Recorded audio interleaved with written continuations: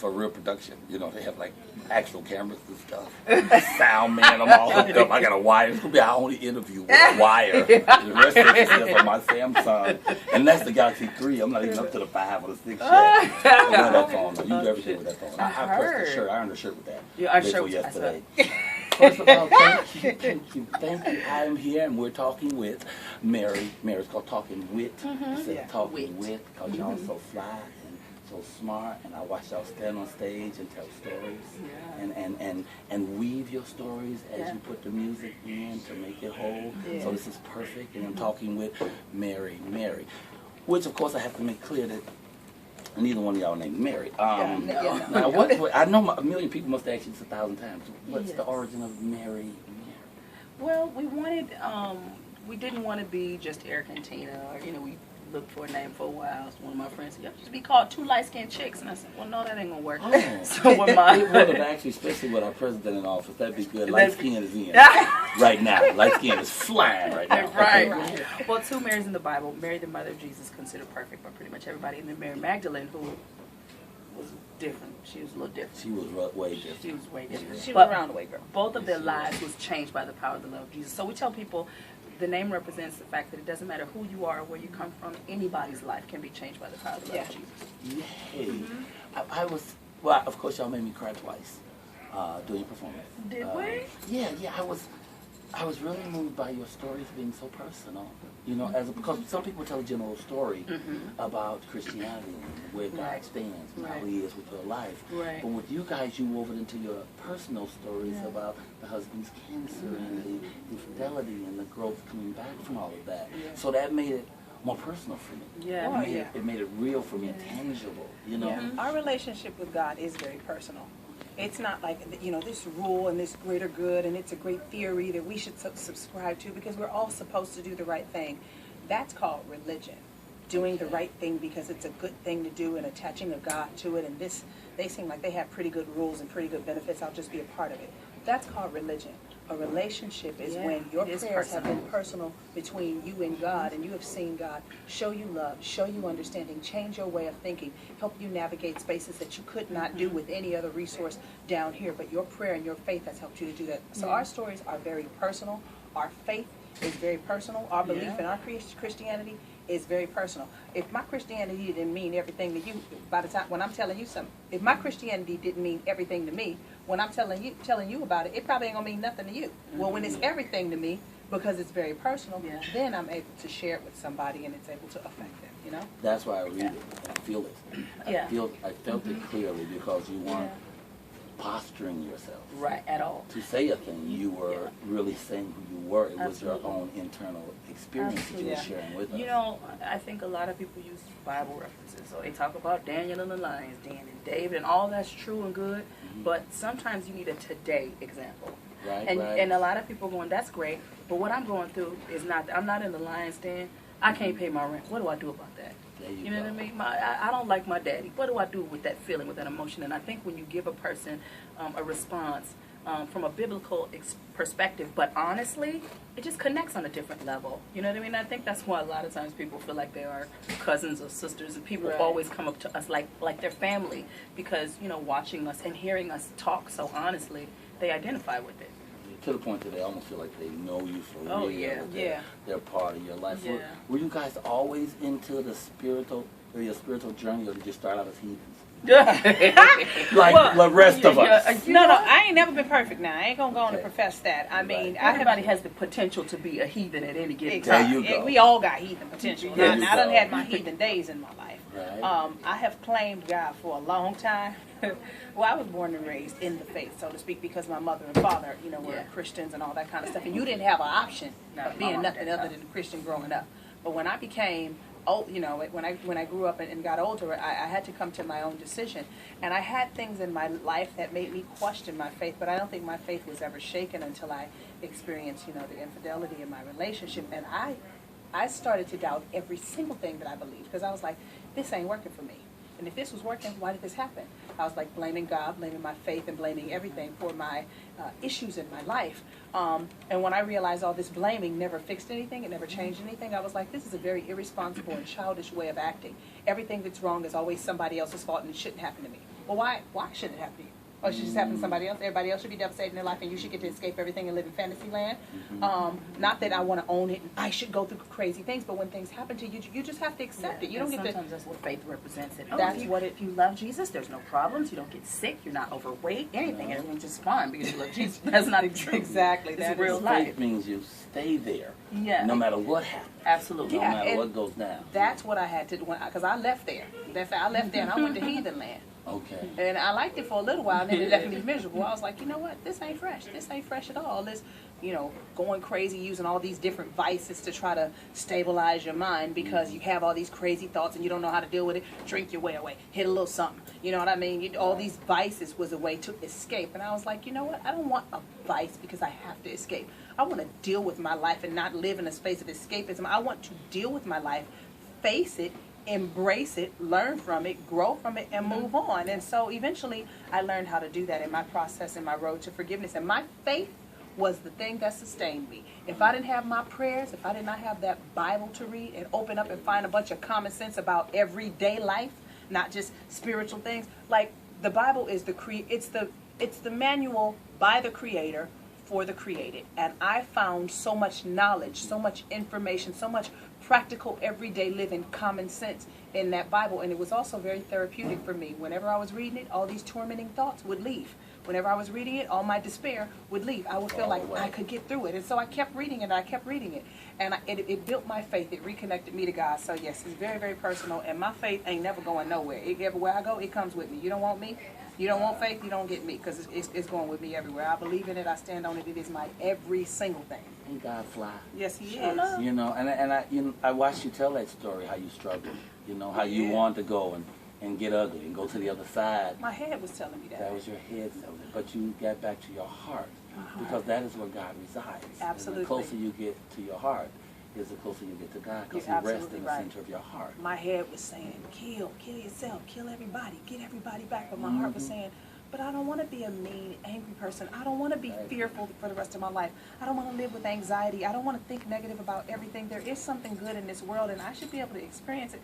But my head was saying, no, everybody's horrible. Get them, show them, be mad at everybody, have your way. I was like schizophrenia. But like you said, I finally was able to connect with my heart, and God was right there, and He's helped me through. You guys are like superheroes to me. Really? And She got the superhero to see this I right was here. watching The it. superhero Oh hair. yeah, you even do the superhero hair when you sing. You do this, and it goes from one side to the other. I love that. Hair. I'm scared of the hair nowadays though, because of the Ebola. They say Ebola is in the hair. So if I talk to you and you bought the hair, I need to make sure it didn't come from Africa. It didn't come from Asia, China. If it came from Africa, I ain't hugging you because we don't really know. But no, I was watching you guys, and you came onto the stage with a ferocity, it was like, rawr, here we are. That's about confidence. Absolutely. That's about, and that's where, once again, the whole pillar of faith. You're confident if you really know who God is. If you really know it, then all fear and all of the things fall to side, because fear is only inverted faith. Right. It's just having faith in the negative. And so you got out of the faith in the negative and went back to the positive. Absolutely. And said, I'm not going to let the situation determine what happens to me. You're going to let God come in. And you surrendered. To that greater thing. You have to. God ain't giving me a spirit of fear. He gave me power, love, and a sound mind. And then when we know we're doing a jazz cruise, we know this is not, the typical gospel audience. Right. We have to walk in with a certain amount of authority because, Room full of heathens. No. No, They didn't come here for that. You know what I mean? They came to relax and party and drink and live their life and be on vacation. But it is our job to make sure that we still give you God. And I love that a lot of events, they always include something that represents the faith. And every time we get the opportunity to be that artist, we feel very honored and we take it very seriously. And we know that we have to plant a seed. Maybe we ain't going to have an altar call, people ain't going to get up, whatever, shouting, whatever. But we want them to leave with something tangible that they can apply to their life. So we have to walk on the stage with confidence and authority. So you're real sisters? Yeah, same mom and dad? Same mom, same dad. She had the same room my whole life. We didn't have our own room till we What's was, the age? We didn't finally get our own. We was like 22. Wait. So that's why y'all so close. 20 years in the same room? Yes, sir. Yeah. At the same house? No, don't miss it. No, first of all, it was Well, all of us. Hold on. about It was 12. Lisa, Gugu, before the extra young ones came. It was Lisa, Gugu, me, you, Malia, Dana, Andre, and Malia. All 7 of us on bunk beds and stuff Wait, in one room. Google. Gugu was My one of sister. my sisters. Oh, She's a Gugu. stylist. Gugu. She's the stylist. We got our own rooms when we moved on up to the east side. Yeah. That was at 16. That's when we was like living big. Like we had our own room So did you to embrace... share. So that's what Did you we done. embrace this religion thing on your own, the spiritual thing, or was it sort of given to you by your parents that you have to know? I learned it as a child. Yeah. You know, you grew up in Christian school. It is just the way, you know, our parents raised us. Okay. We never had the option to listen to secular music. That wasn't allowed. There wasn't no cursing in my house. Wasn't no drinking. None of that. I don't like this. I'm gonna do. No, you didn't get. And it was funny because our house was still the cool house in the neighborhood. Probably was a bunch of little young cute girls. But you had real parents. Yeah, and so even parents. if boys or whoever came over, my dad was there, and he was funny and fun-loving. So I was like, these is the coolest Christian people on the block. You know what I mean? Where maybe the others was the quiet house, don't walk past because the lady say, but she mean and angry. We were never that. No. So even when people all go, the well, don't you gangsters- want to do something else? I'm going, my life's pretty amazing. Yes, it is. Yeah, it's funny growing up. All the gangsters would come to our house for prayer because they trusted my dad. So they getting out of jail, about to go to jail, whatever. Police after they come to my daddy to like get prayer, or they came around to my mother because she was very loving, not judgmental. She would embrace everybody like you, her kids or whatever. And so we learned our faith was just it was a part of our lives growing up, but it was exemplified in not just going to church singing and clapping, in the love, in the reaching out to the people in the community and treating everybody like you're special and we're all God's people. You know. Was Daddy a minister though? Yep. Oh, okay. Well, everybody wants to go out with the preacher's daughter. Is that what it is? Oh, yeah. They say y'all the wildest. They always say that, but y'all weren't. Clearly, y'all weren't. And Well, you know, we use it in its proper place. We're married and our husbands are happy, so. Wow. Yeah. So you have kids? I have 3. She has 5.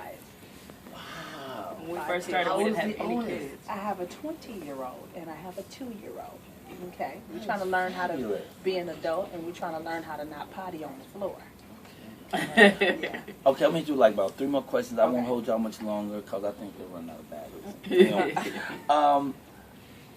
the thing that you shared about the infidelity, was that something you did, the infidelity about that you had with your husband had with you, whatever, however you want to dress it. Was that something you did because television calls for that? Let me tell you because the something. show is a reality show and they need some dirt? No. Let me tell you something.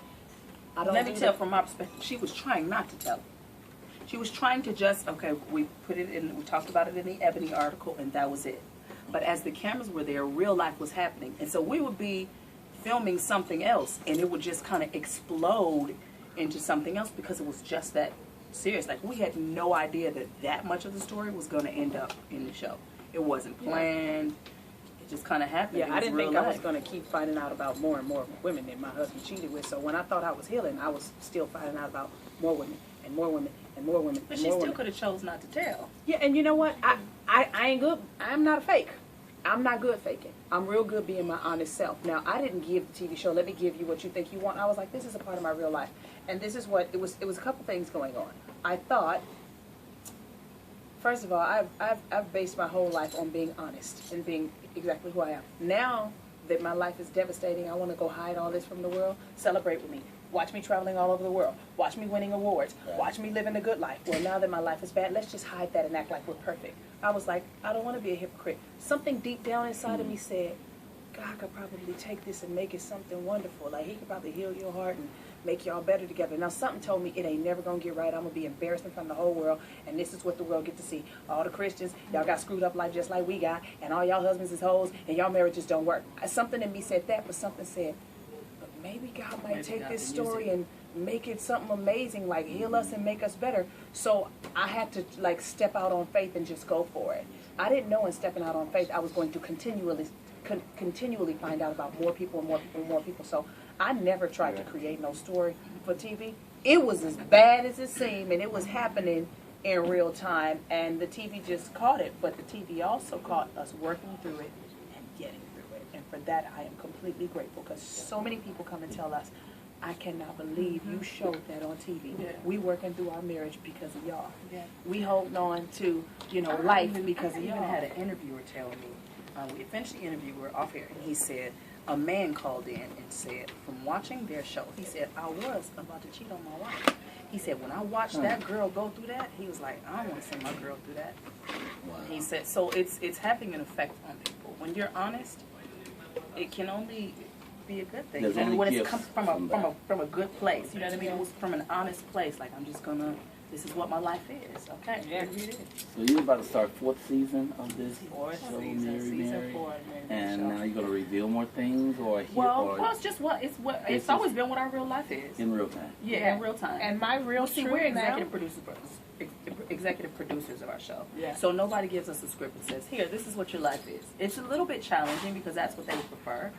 But we go, this is what my life is. Now you shoot that and make it show. And does this increase your music base as well? Because so many people have seen you on the TV show. I think it adds to more it. Musical thing? I think it adds to it. I think it expands our base because it expands an awareness of who we are, and our music is incorporated into our show because it's our life. So I think more people are becoming aware of our music through the show. So that's beneficial. But I think people are starting to know us as people because a lot of times you put celebrities on such a pedestal, and when you see, dang, they got to go home and go to help kids on school projects and help get kids well and wipe noses and fix hair and get ready for school pictures and teach people speeches for the presentation in class. And when you start, they dealing with familial issues and all.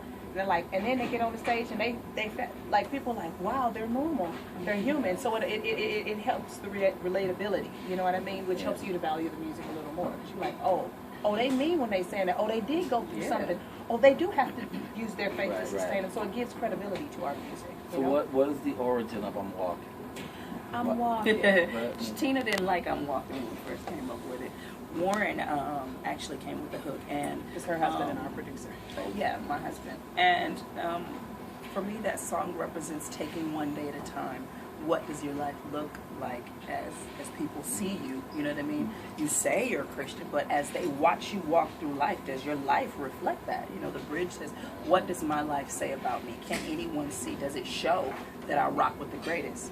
I can't take back the time I spent. The time I spent. So use the rest of it to show all the world how I made it. Just putting one foot in front of the other. Okay, I'm gonna have one last question. I gotta tell you, my favorite story in the Bible is David and Goliath. Yeah. And it is my favorite because Goliath was terrible. He wasn't just a killer. He was like, I'm doing horrible stuff to y'all. I'm gonna talk about it. I'm gonna brag about it. Right. And David, who was little and used a smooth stone from the river, said, I'm gonna kill you and take your head, not because of who I am, but because of who I'm with. Yeah. You see who I'm with over here? Yeah. You know? And so that's powerful for me because I use that story again and again. And right now we're working on this music video.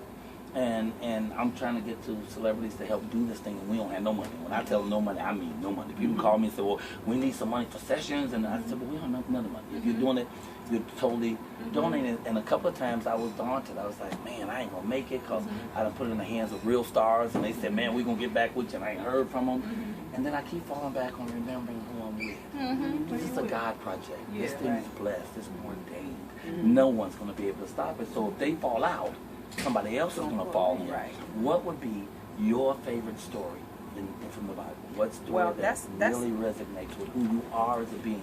And I know you must have an individual one. You couldn't both have the same story. No. That one that you said is a mean one, but you well, I mean, I love a bunch of stories. My favorite scripture is Proverbs 3:5-6. Trust in the Lord with all thine heart, and lean not into thine own understanding, but in all thy ways acknowledge him, and he shall direct thy path.